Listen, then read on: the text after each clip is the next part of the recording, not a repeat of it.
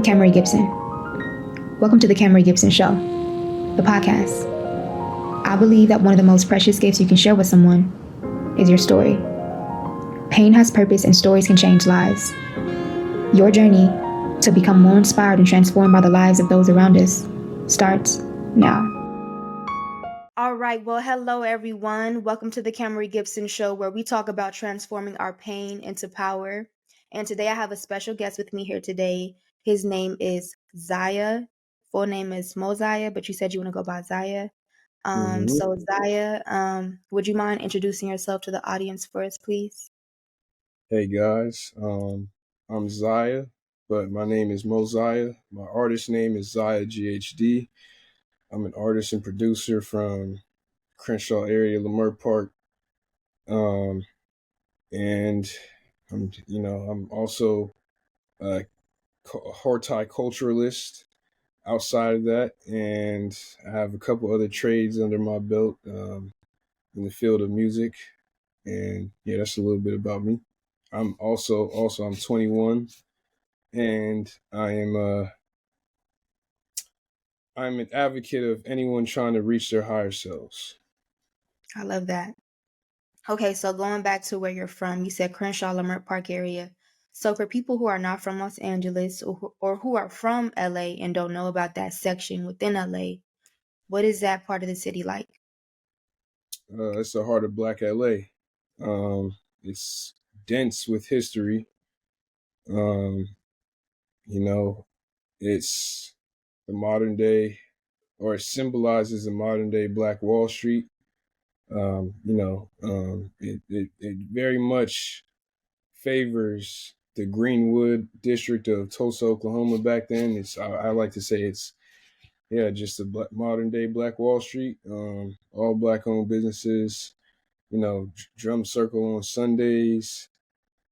People, it's like a market. Everyone's providing products or whatever service they might have out there, and it's a whole lot of good energy.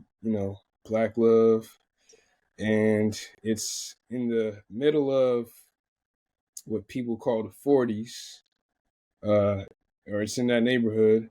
But and that the 40s, and just the whole gang banging scene of LA comes with its own politics. But despite Leimert Park being in that neighborhood, all that is like it has its own force field of energy. Like no one comes to Leimert disrespecting or bringing disrespect in that area. So people yield to just the overall energy, or I'm not sure if yield is a good word to use, but I guess they respect the boundaries of Leimert Park and what energy it provides for the people.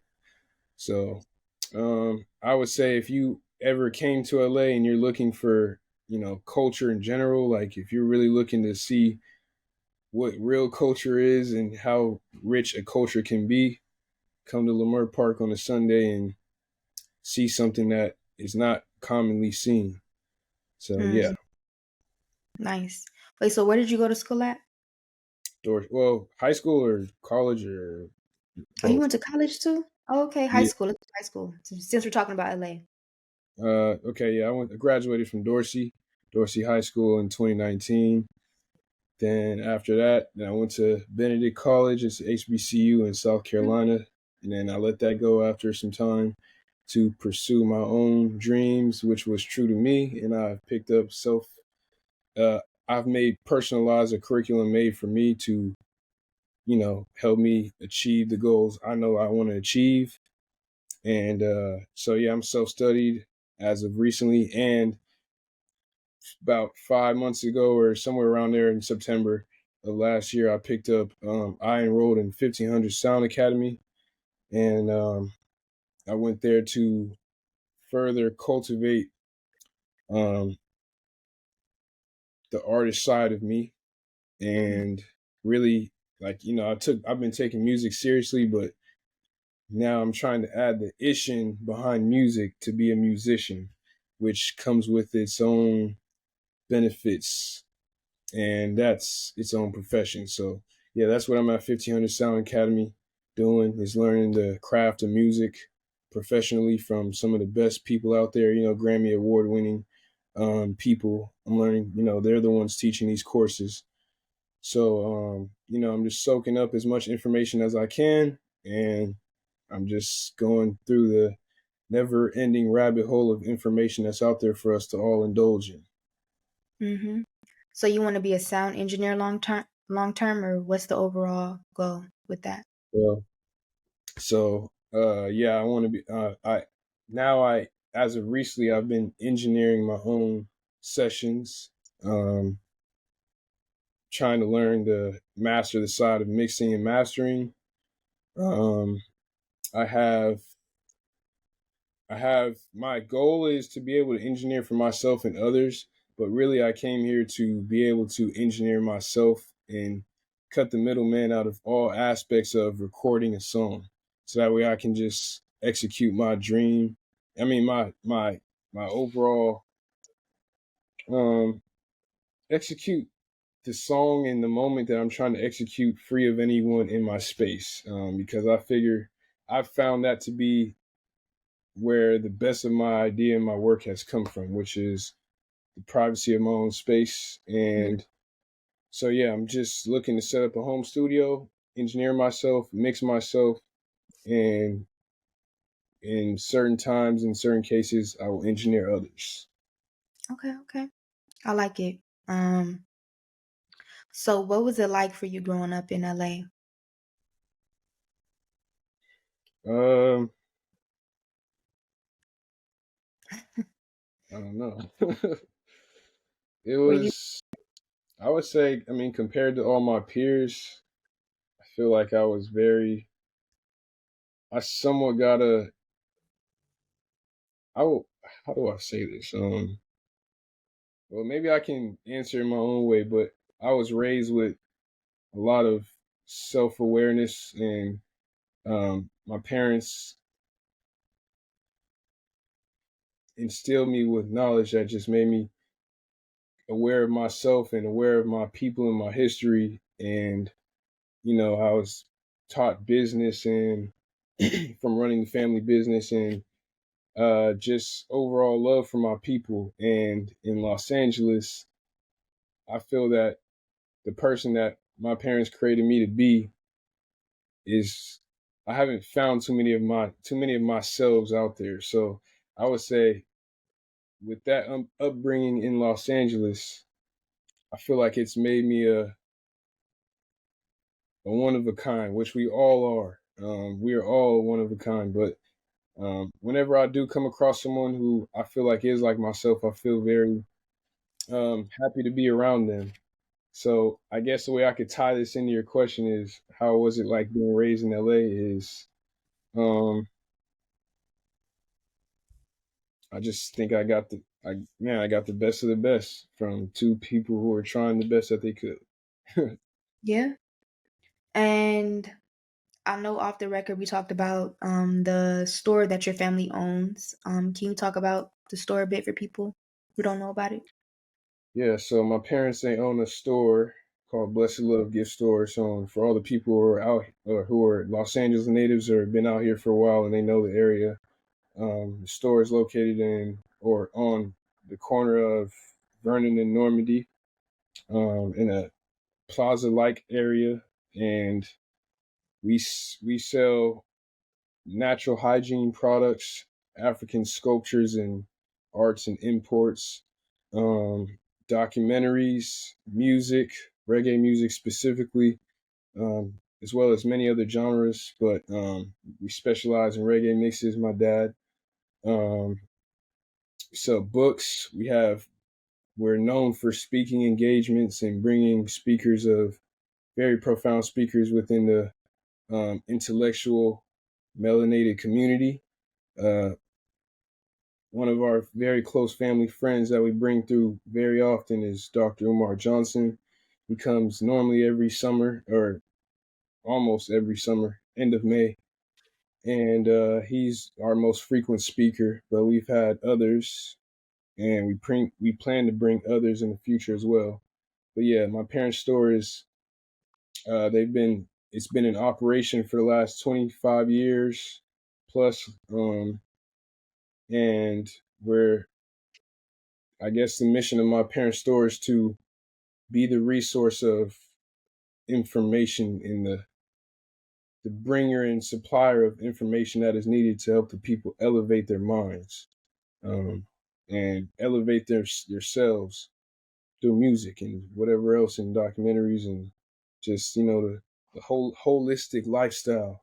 We provide a lot of necessary pieces to live that lifestyle.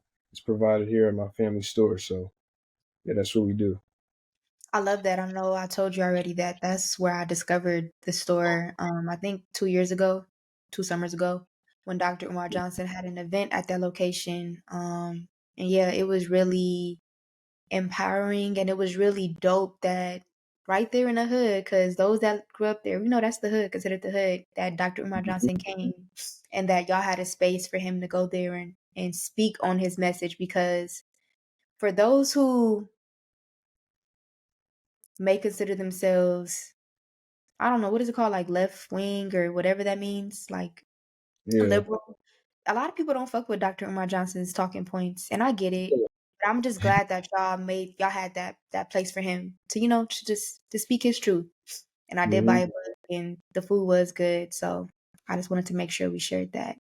It's a Black-owned store in South Central LA, off of Vernon and Normandy. And I love what you said about that they want to be that would you say that Mecca, that's that place where, yeah, where Black people can go to renew their minds and reconnect with themselves through art, sculptures, and different like hygiene products. So dope. Okay, Hmm. that's cool. Were you gonna say something? No. Okay, okay. Um, so you're only 21. Not only, you are 21. What has been the most challenging thing for you at this current point?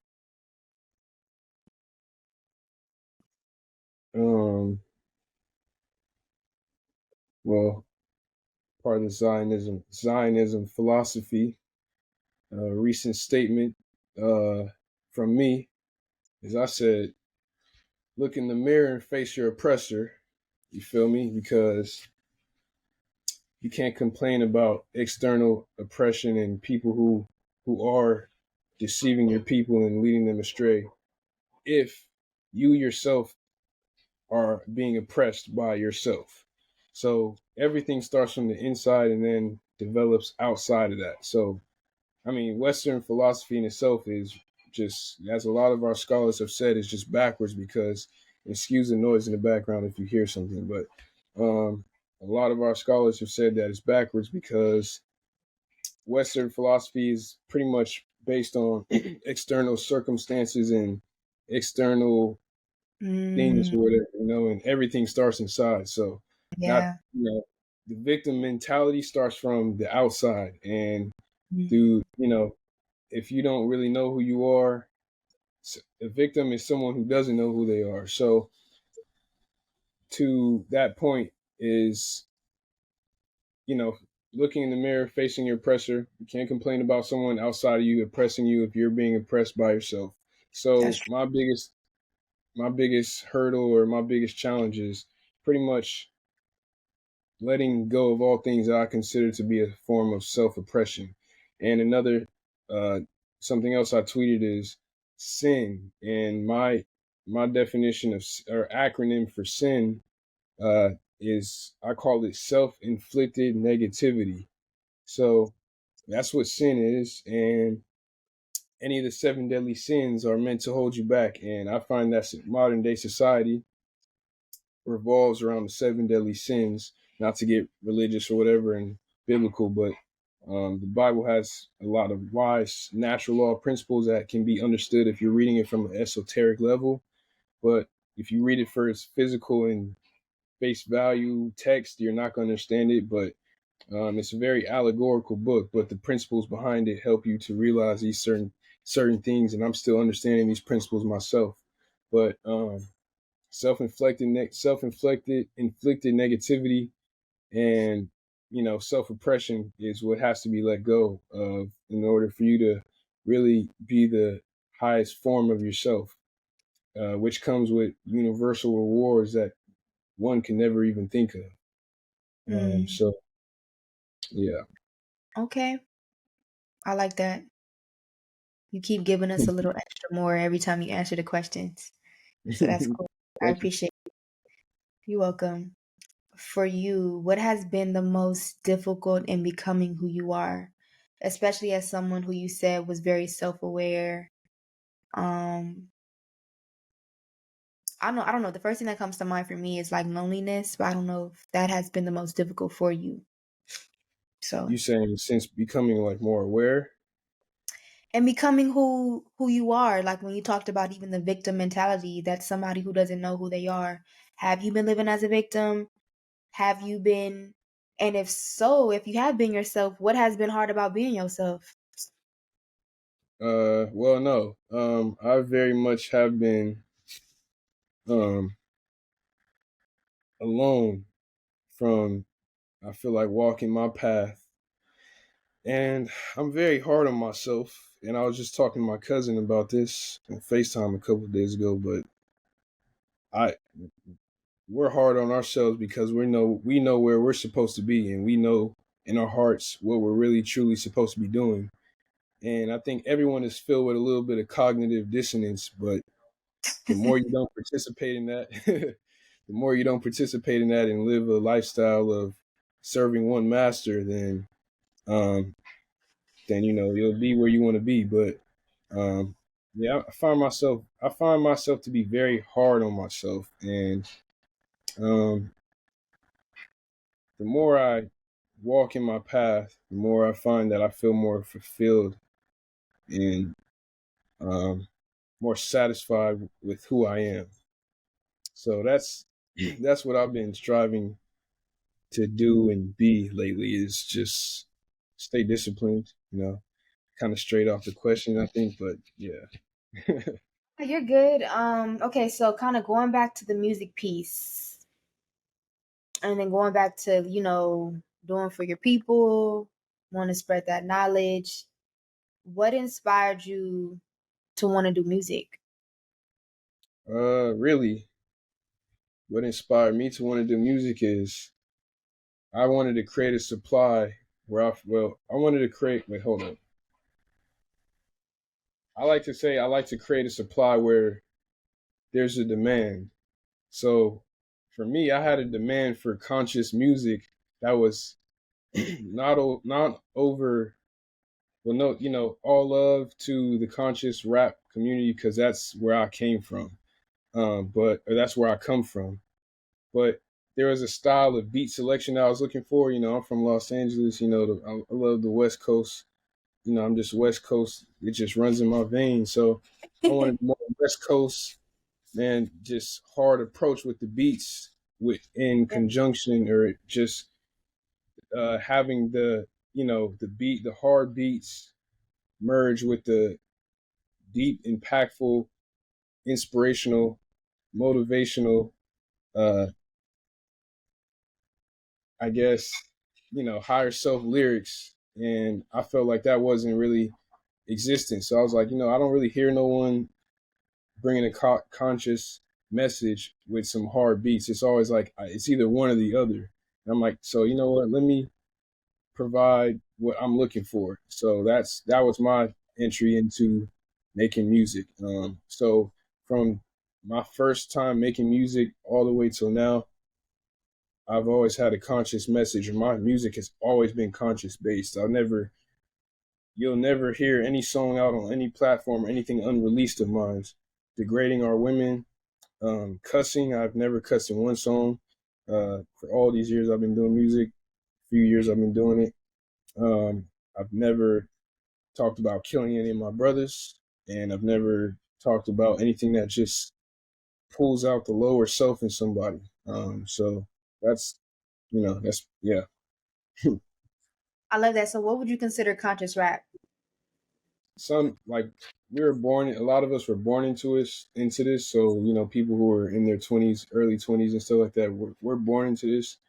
Um, But I think overall, the music is a reflection of, I don't want to say the average black person because I don't think that's the case. Nope, I Because don't either. Nope. so because we're very intelligent people, like some of the most intelligent people on this earth are us. I mean, we're creators, we're gods and goddesses. I mean, our history speaks for itself, where we come from, who we are. So, but I would say we're comfortable with it because on it, I don't know how to say this without trying to think. Just It's let like it a big flow. dot. It's a big Ah, dot. let It's it flow. Let that stream of uh consciousness flow. um or let me say this. The person who is making the rap song a negative song, that's a reflection of their mindset. Mm-hmm. And that mindset is a reflection of their upbringing.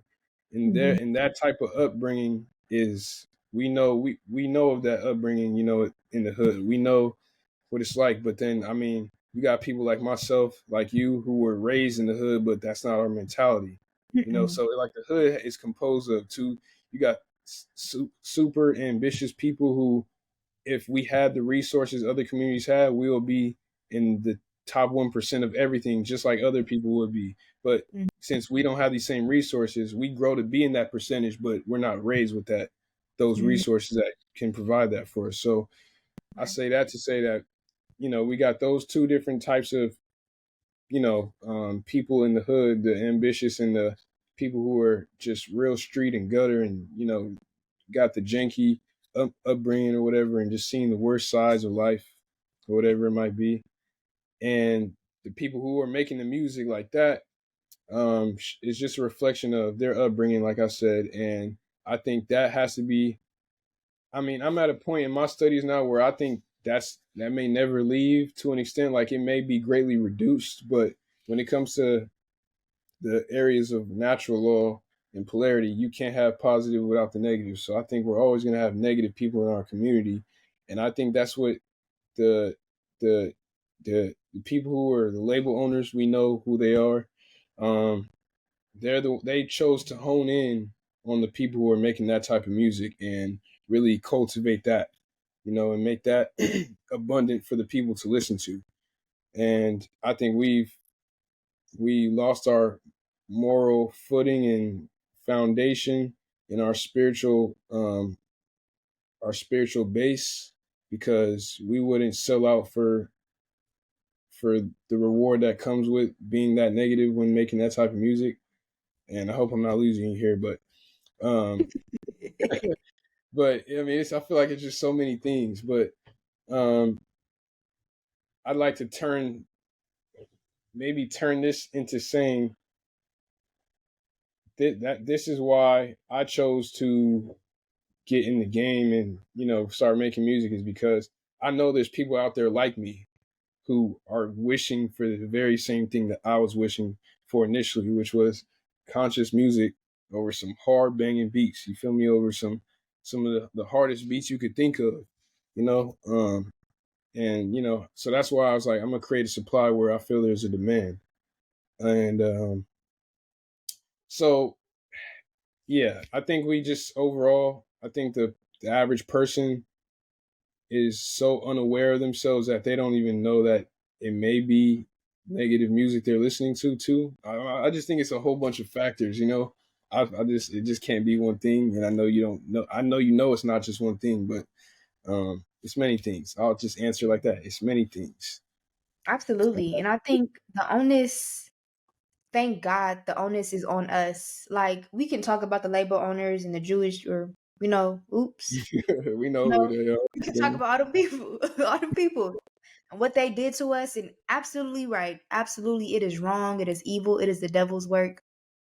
But what do we expect from people like who are not you? Like, even people who are your people, like, especially with other people, like, what do you expect, especially in business? I think too many of us think from a consumer employee standpoint and not We from an do. investor, a business, a ownership standpoint. So we always feel like we're supposed to get more more for less than what we're willing to pay for. And that's not how business works. When you're really in business, when you're actually having to pay for stuff, for everything, insurance, inventory, anything, pay employees, you'll see that it's not just, you know, peaches and cream and everybody's besties. No, we're talking about money. This pays my family's bills. This is what, so we gotta think more like that and not just as creatives. I would say a lot of, I come from that college, that training, being a director, being a producer, being an editor, all that stuff.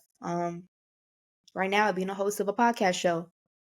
Yet and still, I learned that too many creatives, especially my own people, we don't understand how money works, and we don't understand the business of the industries that we work in and contribute to. And I wish we lived in a world to where we could just be artsy fartsy and not worry about numbers and shit. But if you want to live a good life in this country, you're gonna have to learn about how stuff works. And why not? So many stories like Tupac, he died broke. He was so talented. But imagine if he would have took 1 year, maybe 6 months to just learn how stuff works on the business side. How Hmm. are my numbers really looking? How can I grow my money? How can I create a will? Life insurance policies, stuff like that, outside of just putting out the work. And then even most recently, Takeoff, his mom and dad are currently fighting over his estate right now because he didn't have nothing in place. He wasn't handling his business. He was being an artist, right? And look, he died so young at 20 or 20, 28 or 27. All that work. And his family can't even fully benefit from it properly. I hope they do eventually, but I'm saying because we weren't focused on the business part. So I think when we understand it's not just black or white, it's really money and it's really power. It's really dominance. Well, Um, so we'd be better off. What were we gonna say? all right, let me, because I've been wanting to intervene Go since ahead, go a ahead. point you made a couple sentences ago. But you mentioned we think from an employee standpoint, Nice. and that's very true. My dad, he's a diehard Garveyite, a Rastafarian Garveyite, and um, the whole. My dad says Marcus Garvey is one of the main pieces that brought my dad to consciousness at a young age. The whole philosophy. My dad read the book of, the book called The Philosophy and Opinions of Marcus Garvey. My dad, since I was like 7 years old, told me all the time, son, read that book. There was even times where he took away something I was doing and said, son, sit down right now and read this book. It wasn't playing around. And if I did read it, I didn't read it to comprehend. I just read it just to say I read it. Mm, But my dad named me after Marcus Garvey. My first name, Mosiah, is Marcus Garvey's middle name. So Marcus Garvey's full name is Marcus Mosiah Garvey. My first name is Marcus Garvey's middle name. So whenever I find myself, you know, going astray from where I know from what my calling is, I just simply think of what my dad named me after, and I think about my dad is this way and believes in this philosophy and this type. My dad has this mindset, and if I'm straying off, and I know this mindset is ultimately the same mindset I should have and cultivate, and I'm not following my purpose, and I'm ultimately being a huge resource that I think my people need as well as myself, and I'm being selfish and not being there for the people. So I just simply think of my name, who my dad named me after, what his mission was, and whenever I think of that, I normally like, all right, I'll snap back into it, and that's just a simple reminder for me. And Marcus Garvey was, for the people who don't know, which should be, I don't like to say Black History Month because every day is Black History Month. We know that. Uh, mm-hmm, some of the foundations of civilization um, was created by, the melanated man and woman, such as Kemet, and older civilizations than Kemet, because Kemet came out of Ethiopia, and some of the things in that nature. But um where's I going with this? Marcus Garvey, mm-hmm, um he owned a fleet of ships, black cargo ships, steamboats, and mm-hmm, huge commercial boats, steamships at the time, early 1900s, well, actually like 1930s, like somewhere around then. So imagine we're from LA. Imagine, a black man having a melanated man having um, a, a boat that he owns at the port of Long Beach, Right. engaging in commerce from here to Africa. That's what Right. Marcus Garvey was doing back then. He actually materialized this steamboat, and he had black people, the melanated people, buying shares in his company. With, I was looking at the share certificate a couple weeks ago, and if you would at the time, if you would have read what that said, and you were a melanated person, you would have been happy to buy some shares in Marcus Garvey's company, because he was talking about on that share certificate. You know, they used the word Negro back then, but we know that means melanated. But he was saying, melanated man, help us to help you take advantage of or take control of our own commercial affairs. We have a series of steamships owned and operated by your own. Uh, we Our mission is to globally unite all melanated people around the world and help us establish commerce in these various spots globally. So the steamship was to go from America to the west coast of Africa, take resource from there, maybe go back to Jamaica, then go to other spots in the Caribbean, and maybe go to the Aborigines in Australia, and just unite Black people globally. So Hmm. I always talk about, and I have this song out on all platforms called Shades On Black Suit. And my whole philosophy for that song came from me saying I want a skyscraper downtown LA. I'm gonna put my own skyscraper downtown LA. And that's the mindset of Marcus Garvey, in my opinion, because he wanted something that was a landmark for people outside of us to know that, hey, we own and control our own stuff as well. So don't play with us. Like, you can't play with us when you know that we are united, and we are taking control of our own life commercially and whatever else, and we control our destiny through our resources. So, Shades On Black Suit, part of the lyrics was, I said, floor 100 in my skyscraper, shades on, black suit, waiting for my drop on the helipad. And then I'm not gonna continue on, but you feel me? uh, well, I'll say it. All right, shades on, black suit, waiting for my drop on the helipad. Bird's eye view, I see they hella mad. And I was really talking about the people who don't want us to be in those positions. Hmm. So, I you like it. know, yeah. So, skyscraper, steamship, Mosiah, like, this is all tied into who I am, and my dad named me this.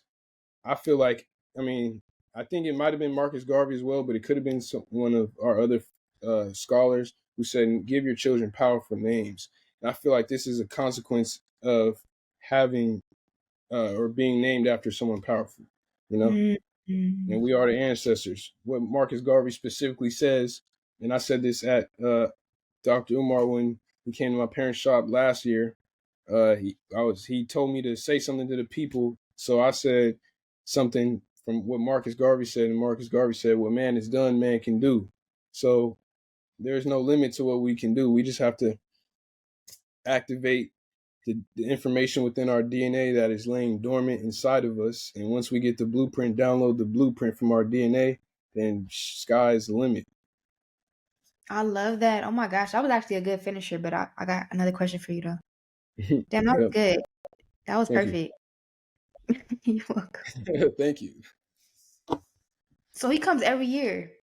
I probably was Every working. year, I there's been couldn't. a there's been like one or 2 years that he's missed, but he been coming since 2010, and my parents were the first to really, like, Dr. Umar was just now coming around at that time, so my parents was the first one. They brought him to LA first, like, and Like when he was 2002 or something, right? Or 2004 or something. Some really older, right? Or how many years? 2000, 2010, 2010. 2010, yeah. Oh, But I just remember, like, me and my brother always talk about it, and my sister Brandy, I think you might know her too, but she got this picture posted on her IG. Like, you got to go. Well, I think it was on her old IG, but Dr. Umar is standing in my kitchen, and that from that picture, me and my brother and my mom, my dad, another friend, family friend, Dr. Umar, and another, we called him Baba. He was like the elder. He had some land, and we were taking Dr. Umar to go see if he wanted to put his school on that land. So we took a 2 hour trip from here to like almost going to Vegas area, like Barstow area, something. He was just like, that was when Dr. Umar was really seriously looking for some land to put a school on. Now, fast forward, we know he has a school. It's not in operation yet, but it's materialized, and very happy for him, and to see how far it's to see how we've all developed in the course of our relationship. So I love it. Okay, we almost done. What would you say your ultimate goal is before you leave this earth?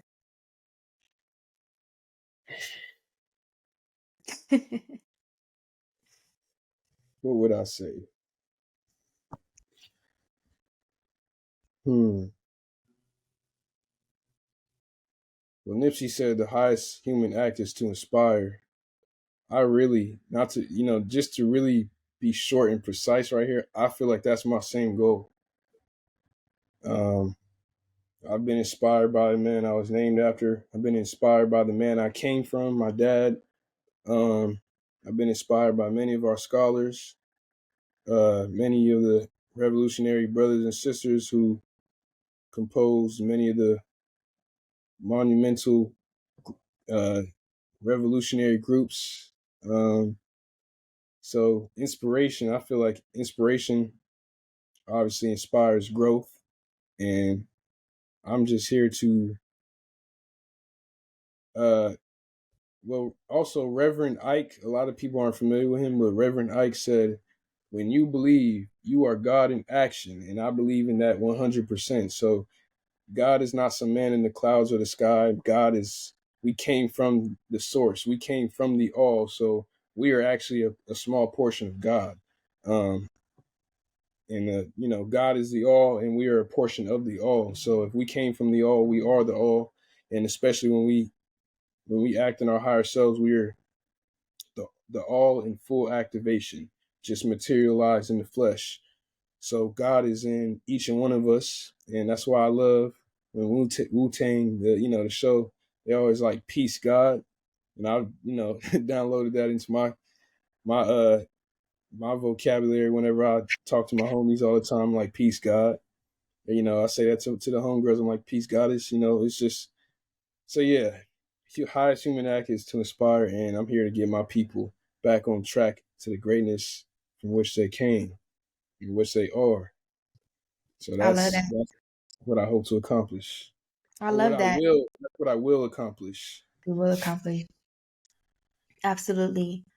Okay, and for someone your age or younger or whatever age they are, um, what advice would you give to the people out there?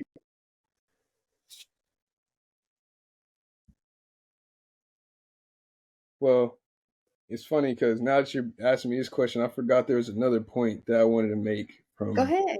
you said a while ago. Okay, so so wait, maybe I should answer this question first, or Whatever okay, maybe I'll. flows. All right. I'm gonna just explain the last point. So you were also saying understanding money, and from my studies of, studying law under my elders, and my parents, they've had a lot of documentaries on law and just esoteric information in general. Um, I feel like for us to really master the monetary system is to understand the Federal Reserve System, which Mm, I'm not going to elaborate into too much, but we know the people who own that organization as well. Hint, cough, cough, they own the labels as well, the record labels. They have a monopoly on printing money and credit, creating credit out of thin air, and it's not a fair exchange for people to exchange their labor, which is real value, for pieces of monopoly money, which in turn enslaves you, because the fine print behind the Federal Reserve loaning money to the United States government is that the Federal Reserve owns everything you buy with their monopoly money. So um, yeah, understanding and mastering the monetary system, which takes time, and I'm going through these very same channels myself to understand this system. But I've come to the conclusion that in order to really understand how money works is to study the Federal Reserve System, central bankers, and that's how you take control of your life again, is through that. Because also to that same point that you made is that, I mean, the color and all that, race, your spiritual faith and whatever, it doesn't matter, because slavery today is 100% monetary, and everyone from every background is chasing this dollar, and only a very small amount of people from a similar background know the tricks and trades behind this piece of paper, which enslaves everybody. Um, but yeah, and that was my point on that. Um, so yes, master the monetary system by understanding the Federal Reserve, central bankers, and all that. And for anyone who is my age, um, advice I would give you is just focus on yourself as much as you can, and use the use your privacy to your advantage to cultivate your higher self, so that way you can be a resource to the people who need you, which is your family, that you're born into, the family you plan to create, and your people. Um, so read as much as you can. I grew up with a huge library in my house. My parents have a huge amount of books, and I'm always constantly buying books. That's like my reward system. I don't buy shoes or all these other things like I used to. I just put my money in just buying books. I go to Amazon and just splurge on a whole bunch of books, and whenever the package comes, I feel like I'm opening a gift each time. But um, yeah, I just collect books, and books are a good way to store your your current monetary value at the time. Books are an asset that don't really lose value; they actually appreciate in value. So if you sold it in the future, it's a good uh, way to park your wealth in something. Um, so yeah, just become as knowledgeable as you can and tap into the information that's what's inside you, and be yourself, and remember that love, as cliche as it might sound, is the truth and the answer to everything, because society is pretty much built around the absence of love in the family unit and whatever else. And that's why you have bitter people and all this stuff, and people who are inherently bitter, is because there's a deficit in love in their upbringing or whatever. So yeah, that's it.